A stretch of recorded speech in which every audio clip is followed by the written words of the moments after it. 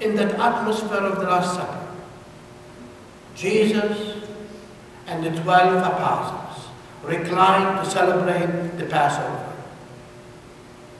And all of a sudden, Jesus takes his outer garment, he put a towel around his waist, and he took some water in a basin, and he began to kneel.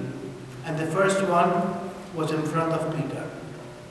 When Peter saw that, he knows what he was going to do, because that was the slave do when the master comes from the field or from a journey. Remember the story when Jesus said to Simon, Simon, I have been in your house and you didn't give me a kiss. You didn't even give me water so that I refresh my feet from the sand that is between my toes. But this woman, with her tears, has washed them and wiped them in her hair.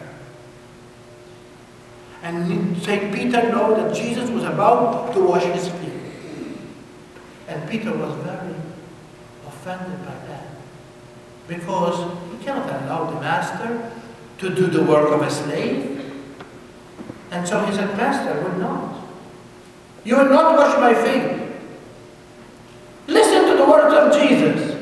If I don't wash your feet, you have nothing to do with me. Take it seriously, people, because this is very, very serious.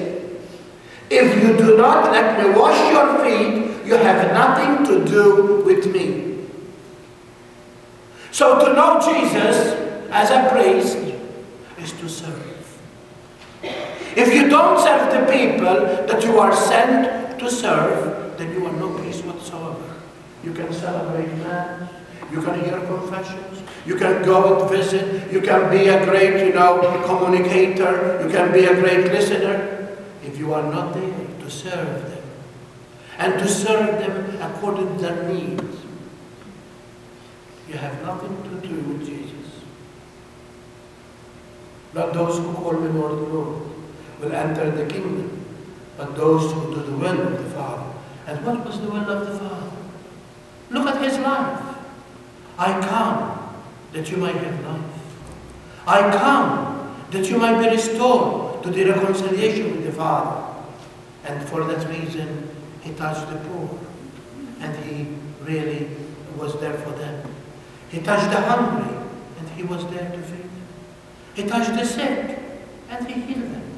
He touched the litter of the boy, of the only boy, who was going to be carried to be buried, and gave it back alive, gave him back alive to his mother. He rose his friend Lazarus from the dead. He was everything for everybody. He found time for everyone. And that is exactly what the priesthood is all about. And Jesus said, what I have done to you, do it to another. Remember what Peter said after Jesus said to him, you have nothing to do with me. Lord, not only my feet, but my hands and my... He said, Jesus, listen to this. Those who are clean, they don't need to be washed. Did you ever take the dishes from your closet before you serve dinner, after you take them from the dishwasher and wash them again? I don't think so. Unless there is a problem with you. But that's what Jesus said.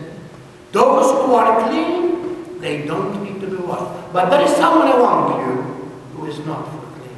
He was talking about Judas Iscariot, who was about to betray him. The church is called the church of servitude. We are here to serve and to serve those that God has put in the path of our lives. My dear people, this is what priesthood is all about. Sometimes, you call us Father and we think that we did. We are always, as we say, in the same boat with you.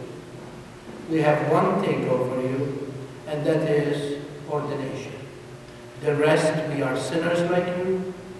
We are human beings like you. We make mistakes like you. And we are everything like you. In fact, even sometimes we offend God, sometimes more than you. But God, in His love, He fell in love with us. And He selected us. And what He wants from us?